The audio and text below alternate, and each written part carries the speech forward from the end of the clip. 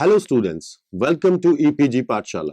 I am Dr. Arun Singh Thakur from Punjab University, Chandigarh. Today we are going to discuss about the module characteristics, types and formation of companies from the paper Tourism and Hospitality Entrepreneurship and Legal Environment.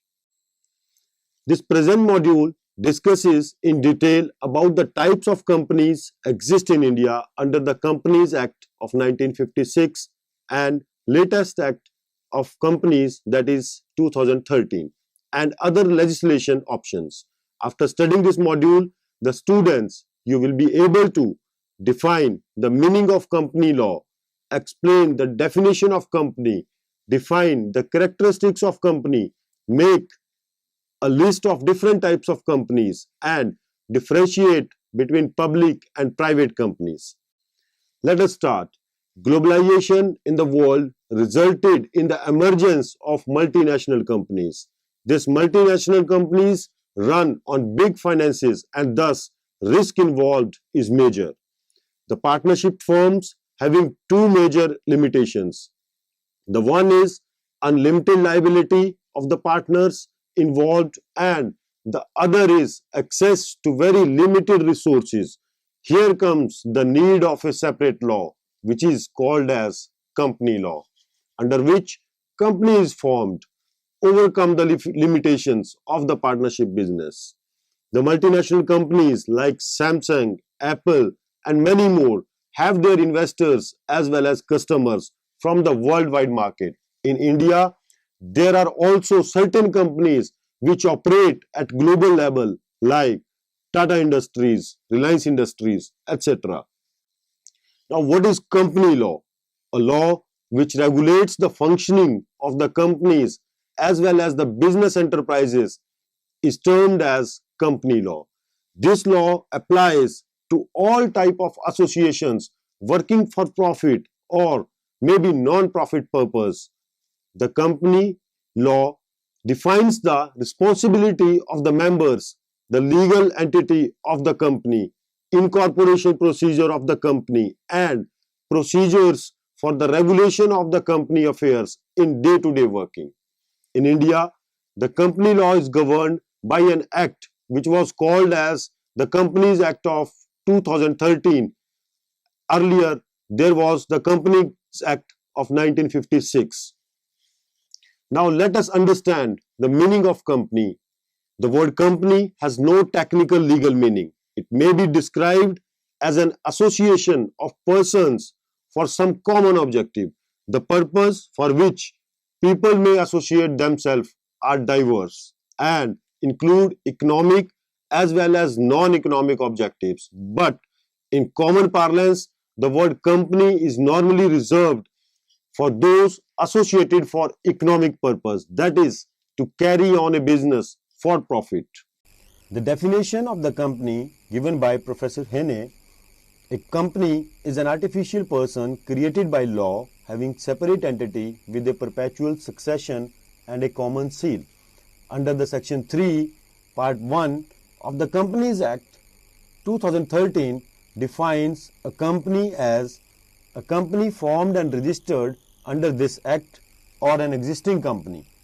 An existing company means a company formed and registered under any of the previous company laws. This definition does not clarify the different features of the companies. According to Chief Justice Marshall of United States of America, a company is a person, artificial, invisible, intangible and existing only in the contemplation of the law. Being a mere creature of law, it possesses only those properties which the character of its creation confers upon it either expressly or as incidental to its very existence. One better accepted definition of company is given by Lord Justice Lindley. A company is meant an association of many persons who contribute money or money's worth to a common stock and employs it in some trade or business and who share the profit and loss as the case may be, arising therefrom. The common stock contributed is denoted in money and is the capital of the company. The persons who contribute it or to whom it belongs are called as members. The proportion of capital to which each member is entitled is his share. Shares are always transferable, although the right to transfer them is often more or less restricted. So, the diagram represents meaning of the company. A company is an association of persons associated for some common purpose with business, charity, research, etc., and that is registered or incorporated under the Companies Act, where it acquires certain attributes, having separate legal entity, limited liability, having perpetual succession and transferable shares. The property is separate from its owners or managers and represent through a common seal. Now further, we'll describe the main characteristics of the companies. The first is incorporated association. In India, a company is considered to have taken birth when it got registered under the Companies Act of 2013. It is set to be incorporated from the date mentioned in the certificate of incorporation. For registering public limited company, a minimum of 7 people required, and for registering a private limited company, a minimum of 2 people required. However, Section 11 of the Companies Act states that for running a business by more than 10 persons in banking and any other type of business by more than 20 persons needs to be registered under the Companies Act. Otherwise, it will be considered as an illegal business of association.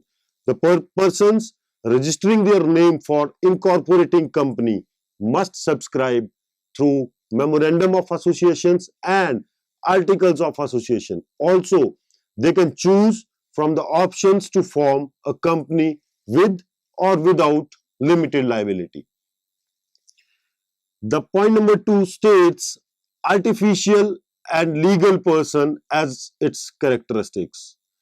Registered company is considered as an artificial person which represents itself and will be here through its directors and seal. It was rightly pointed out in Bates versus Standard Land Corporation that the board of directors are the brains and only brains of company, which is the body, and the company can and does act only through them.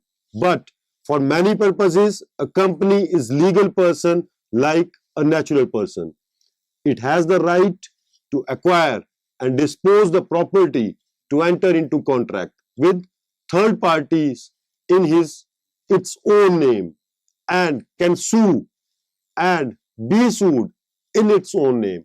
However, it is not a citizen, as it cannot enjoy the rights under the Constitution of India or the Citizenship Act. In a popular case, State Trading Company Corporation of India versus CTO 1963, it was held that neither the provisions of the Constitution nor the Citizenship Act apply to it. It should be noted that though a company does not possess fundamental rights, yet it is person in the eyes of law. It can enter into contracts with its directors, its members and outsiders. Justice Hidayatullah once remarked that all the members are citizens of India. The company does not become a citizen of India. Now, what is called as separate legal entity? With the provisions provided in the company's law, any company is a separate legal entity and is independent of its promoters. Thus, it is very clear for the creditors to recover their money from the company only and its property, not from the personal property of its directors or promoters. Further, it is also clarified that no one can sue the individual members of the company for the act done by the companies and not the members. The property of the company can only be used by the members for running its affairs and should not be used for personal benefit.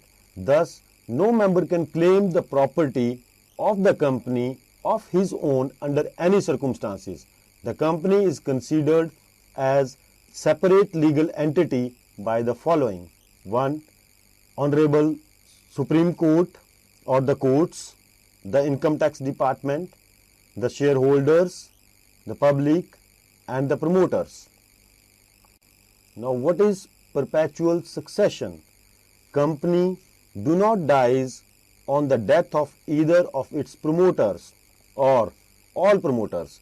The life of the company does depend upon the life of its business and legal validity.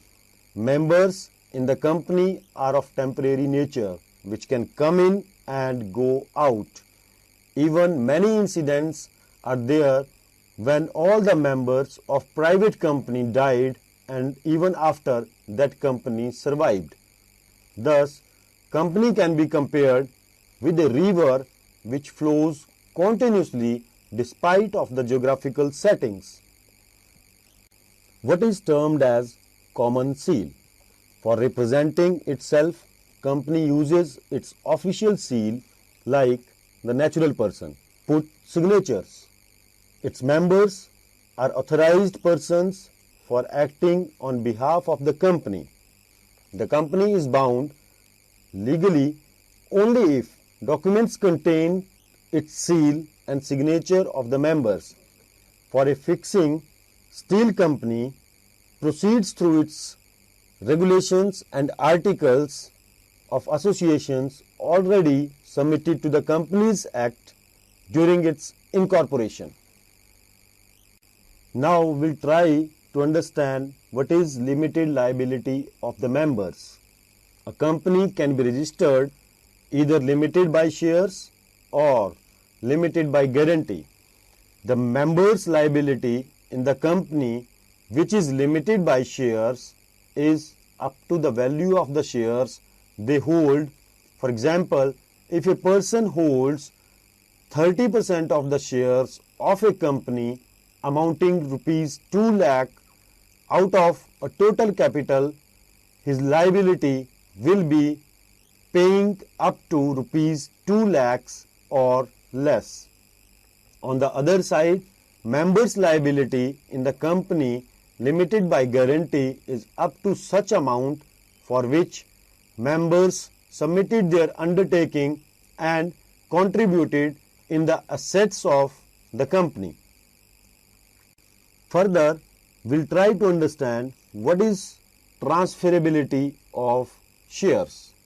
Shares of the companies are freely transferable in case of the public companies, and in case of private companies there shall be restriction on the members to transfer their shares put in place by the articles of association.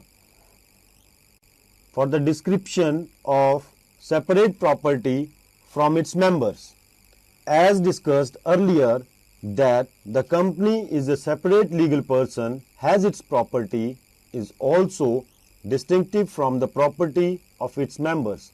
In case of need, company can sell out its property. Maybe that property has been contributed by its members as a part of their share. What is called as delegated management? The companies can have large number of members, and in this scenario it is not possible for all of them to take part in the affairs of the company. Therefore, the company delegates its authority through the board of directors or the management committee. However, the section of this core group of management is through majority of the votes in the general body meeting of the company. Further, we'll discuss the classification of the companies. Under the Companies Act of 2013, there is a provision to register different types of companies. Broadly categorizing these companies are as follows. One, the private companies, and other are the public companies. Both type of companies can be incorporated either as limited by liability or unlimited liability companies. Further, categorizing limited liability companies as 1. Companies limited by shares, others companies limited by guarantee, and third, companies limited by guarantee as well as by shares. The classification of the companies on the basis the companies incorporated as per their mode of incorporation. Those companies which are incorporated by special act of legislation or maybe under Companies Act are termed as statutory companies and incorporated companies respectively. Now, what is statutory company? When center or state government through its act bring a company into existence, that company is called as statutory company. There are many statutory companies in India. For example, Indian Railways, Reserve Bank of India, Life Insurance Corporation of India, etc. These companies do not require memorandum of association, and also their auditing is done by Comptroller and Auditor General of India. Then comes registered company or incorporated company. Under the Companies Act, whosoever company is registered or incorporated are in this category. Most of the big name companies in India, specifically in private sector, are registered or incorporated companies. Few big names in this category are Ranbaxy, Dr. Reddy's, Bajaj International Private Limited, Domino's Pizza Hut, Aviva Life Insurance, and Blue Dart, etc., and many more. On the basis of liability of member, there are three types of companies can be registered under the Companies Act, namely companies limited by shares, companies limited by guarantee, and unlimited companies. Each of these types may be a public company or a private company. Now we'll describe the companies limited by shares. The companies limited by shares known as limited liability companies. In these companies, the members are liable to the amount of shares they hold. Such liability on the members can be exercised anytime during the operations of the company as well as during the time of winding up of the company. In our country, most of the companies are limited by shares only. The fourth is the company is limited by guarantee under section 12 part 2 of B of the Companies Act defines company limited by guarantee as a company having the liability of its member limited by the memorandum to such amount as the members may respectively thereby undertake to contribute to the assets of the company in event of its being wound up. The amount guaranteed by each member cannot be demanded up to the company is wound up. Hence, it is the nature of reserve capital. This type of company necessarily not required its share capital. Mostly, such companies form without share capital, and the purpose of these companies is non-trading. For example, foundations, associations for sports and clubs, etc. Now, we'll discuss about unlimited liability companies. The companies which do not define the limit of the liability on its member are called as unlimited liability companies.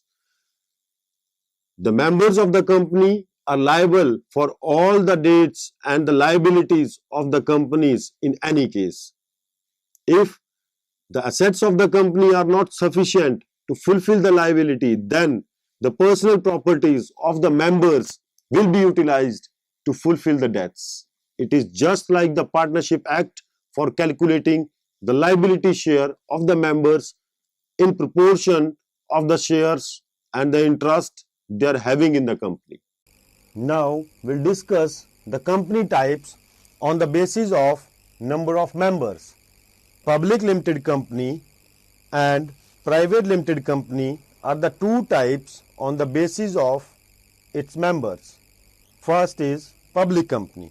As per section 3.1 part 4 as amended by the Companies Amendment Act, the public company means a company which is not a private company, has minimum paid up capital of 5 lakh rupees or such higher paid up capital as may be prescribed, is a private company which is subsidiary of a company which is not a private company, that is, which is subsidiary of a public company. The private company. The private company means a company which has a minimum paid up capital of 1 lakh rupees or such higher paid up capital as may be prescribed and by its articles of association. Now, dear friends, we'll discuss the various privilege and exemptions of private companies. So, there are the following privileges and exemptions provided to the private companies, like they can have minimum of 2 members are required in private companies as compared to 7 members in a public limited companies. The private company can run its business from the date of incorporation and need not to wait for some certification from the competent authorities. Then the number of the board of directors can be minimum 2 instead of many in case of public limited companies. Then with the less number of directors, a private company enjoys freedom to recruit its managers, employees, as well as making other purchases for day-to-day operations. The private companies are also free to frame in their own regulations for conducting their meetings and proceedings for a voting process.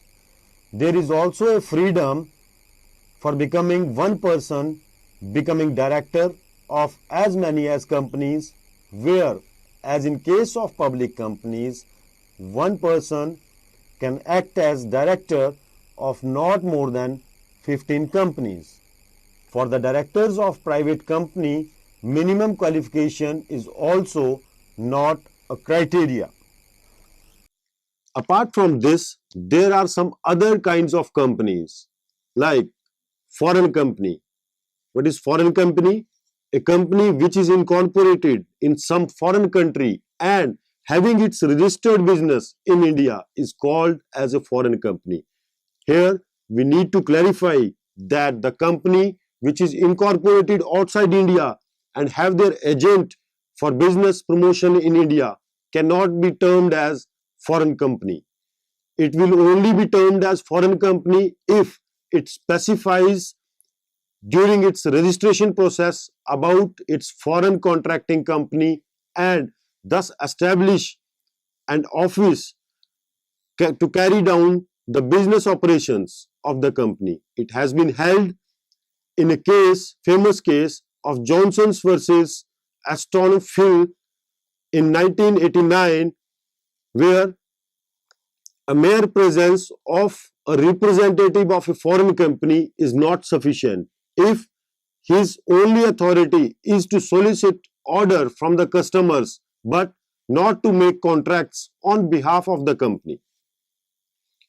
Then government companies. According to section 617, a government company means any company in which not less than 51% of the paid up share capital is held by the central government, any state government or the governments, or partly by the central government and partly by one or more state governments. A subsidiary of a government company shall also be treated as the government company.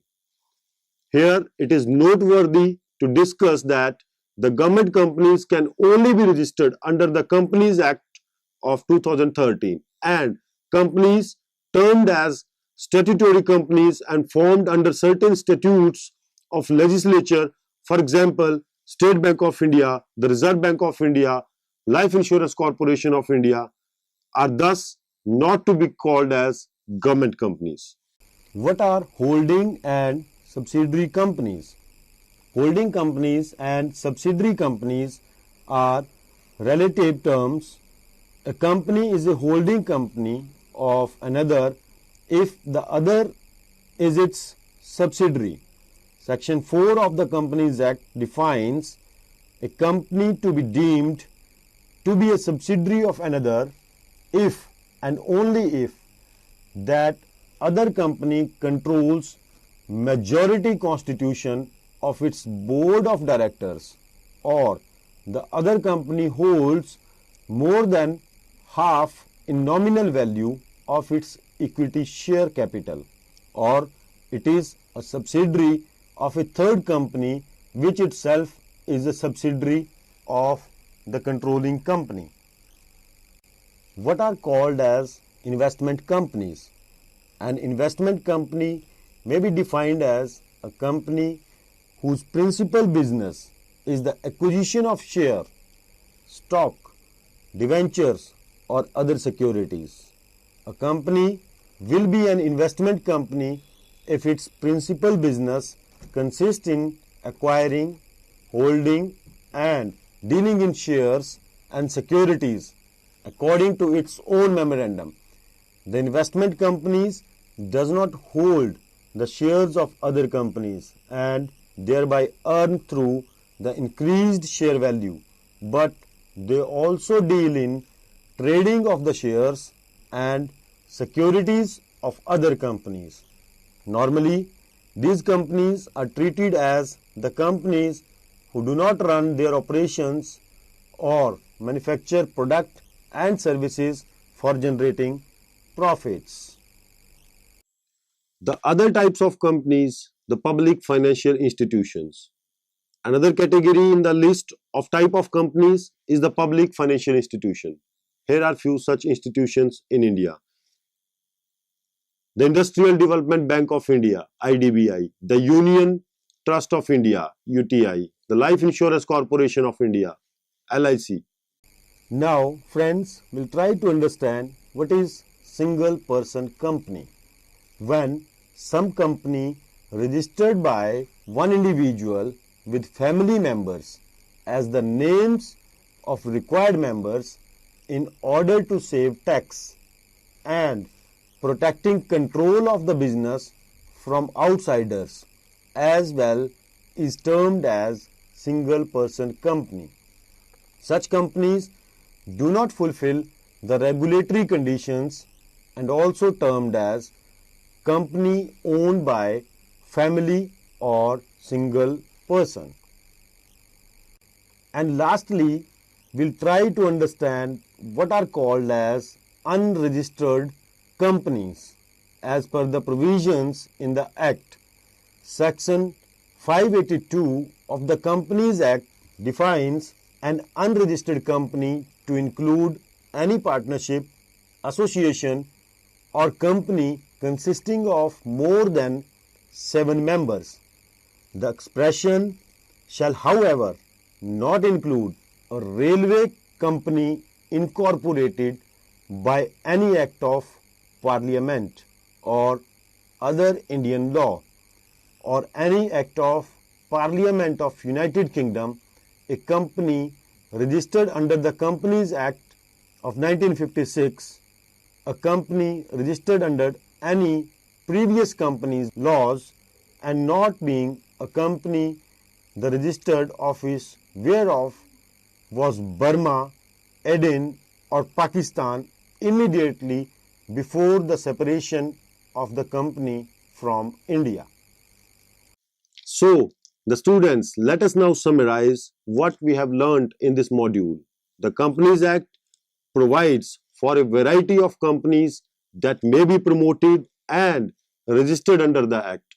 However, two basic type of companies which may be registered under the Act are private companies and the public companies. These may be further incorporated as limited liabilities companies or unlimited liability companies. Registration of the business in India, however, is not mandatory, but non-registration can fetch certain risk, such as everybody can sue you and you cannot sue anybody on behalf of company. Thus, any business should be registered either through the Companies Act or maybe local shops and establishment acts. Thank you very much.